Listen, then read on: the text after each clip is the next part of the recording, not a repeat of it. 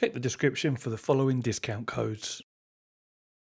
One of the biggest problems that I had with the Pico 4, because I was quite lucky and my unit didn't really have a lot of the issues that some people did have, and it still doesn't, it still works just exactly the same as it did the day I got it. But one of the problems I did have, and it was a big problem really, was the sort of facial interface that comes with it. As standard for me, there was a lot of light leakage at the sides. I mean, like massive light leakage at the side, less than what it is like this, because when it's on the headset it pushes in a little bit, but you know, I could get my fingers in either side without any issues at all, and what I could see was a clear reflection of the room behind me on the lenses whilst I'm in VR. Two vertical bands, you know, however wide it works out to in, you know, on the lenses bouncing back at me, but quite wide, enough to see detail in the room around me, you know, in like a mirrored effect, as if there was a mirror bouncing the room back around me. So that was quite annoying. Been waiting a while for someone like AMVR, who sent this stuff over today, to bring out a facial interface that's going to, you know, cure this. It says leather. It isn't leather. It's polyurethane, same as all this fake leather stuff is. But AMVR make decent quality aftermarket VR accessories. They have done for a long time. So they said, "Carl, do you want to try one out?" I said, "Yes, I do, because I do suffer with the light leakage in a big way." And I, excuse me, I hoped that this would cure it. And I say hoped because whilst it does drastically improve the light leakage, it doesn't get rid of it completely. I still have a small vertical band, but it is very, very small and pretty much unnoticeable, except in very dark scenes, and if the room is well lit, which it, you know, has to be reasonably well lit for the cameras, tracking cameras to work. But it's a big, big improvement from this. And if we look at the two facial interfaces together, obviously this profile is going to be pretty much the same. But what's quite different, what's the easiest way to show this, is the side profile. You can see the AMVR one, the plastic, runs sort of almost all the way top to bottom with just a little bit of padding on the top. Whereas the original Pico one, small band of plastic, whacking great piece of foam cushioning. So that is quite a substantial difference in design there, as you can see. Now, what that translates to is this giving you, so it is obviously tight around the sides there, much as I expected, but not perfect. But the lack of like squish, where this is really, really thin and this is much thicker, means you do get closer to the lenses, which gives you a wider field of view, both horizontal and vertical. But the trade-off is you do get very close to the lenses. Now, I don't know if this will show up on camera, but I actually hit the lenses. My nose, like my nose and the bit here in my eyes, pushes against the lenses. You might be able to see smeary marks on the lenses there, where it actually touches, like, you know, my forehead between my eyebrows, so to speak, and my nose against the middle there. So you are trading, or at least for my face shape, and this is the trouble with any facial interface review. If your face isn't exactly the same dimensions as mine, you're not going to get the same experience. Just like some people didn't have any light leakage with the original one. But for me, it does push hard against my face. It's very easy to change. It literally just slots on and off like that. There's nothing more to it than that, and that is what it looks like installed. I don't like the black. I think it would have been nice if they kept the original colour scheme, but I mean, it's neither here nor there. Once you're in VR, you don't see it anyway. And I'll just show you what it looks like on my head. And I have to do it up quite tight. If I don't, then the light leakage is pretty much the same as the original one. But with the original one, no matter how tight I did it up, I couldn't get rid of it. Whereas with this, if I nip it up a bit tighter, the light leakage pretty much goes.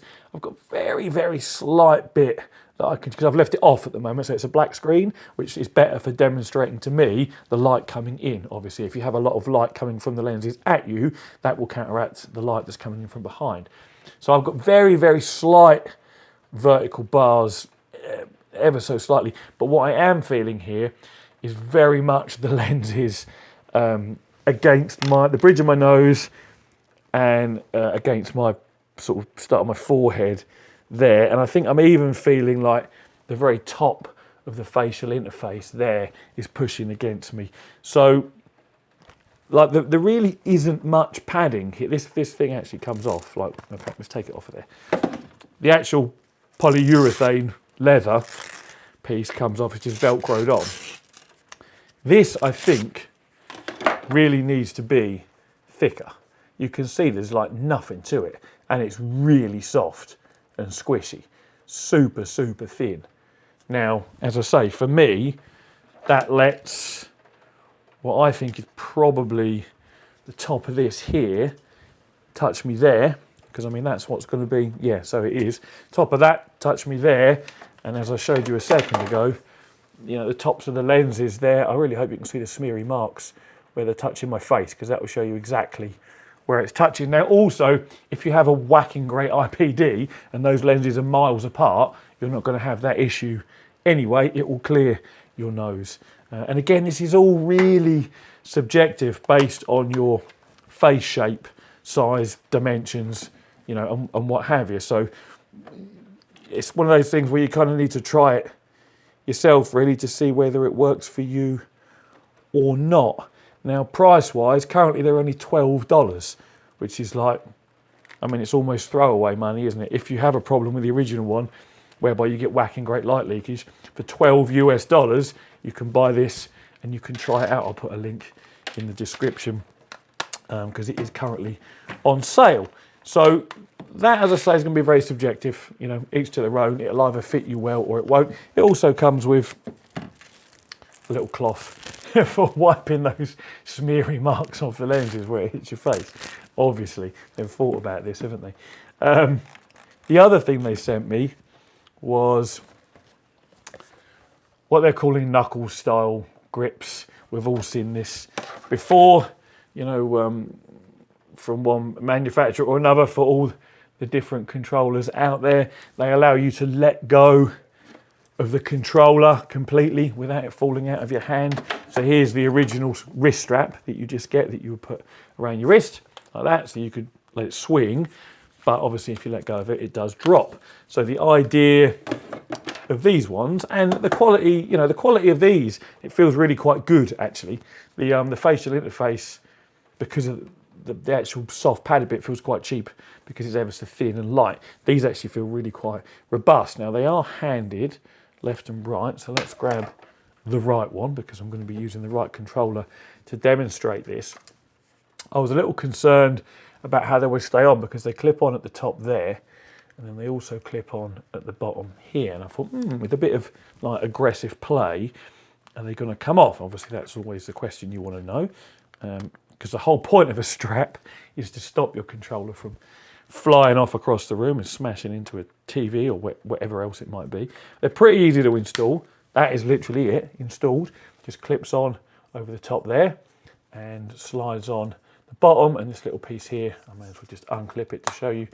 That little piece there just clips down in place, and then you've got your adjustable bit here for tightness. Press the button here to release and pull it back through. So you would just slide your hand in like you would any of the other knuckle style controllers, and then you can let go and it doesn't fall off. Pull it as tight as you want, and give it quite a bit of, my hand's obviously completely open here, give it a good shake around, give it a little wobble. It doesn't ping off. I've never had it ping off. Now, I'm not actually a fan of these style of grips. For me, my thumb always ends up nowhere near where I want it to be to use the thumbstick. As you can see there, it's too far up. For me, I need it like this. And that kind of puts it over, I mean, it does put it over your knuckles, and it still works, but for me, it never stays here. It always works its way back a little bit, and then my thumb is like nowhere near the control stick. Again, this is going to depend on the size and shape of your mitts, isn't it? If you've got big old mitts, maybe it'll work. If you've got smaller hands, maybe it won't. Who knows? But the quality is fine, the fit and finish is fine. They clip on perfectly well. I've took them on and off quite a few times. They haven't got any looser, they haven't broken. So, you know, let's give you a little close up. If you do like this type of strap for your controllers, then I can recommend it. There's no issues with comfort or build quality or anything. They work just exactly as they should. And these are currently $24.99 US dollars. Again, I'll put probably Amazon links if I can find some.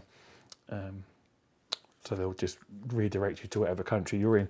But yeah, these I would definitely say a strong recommend if you like that type of strap.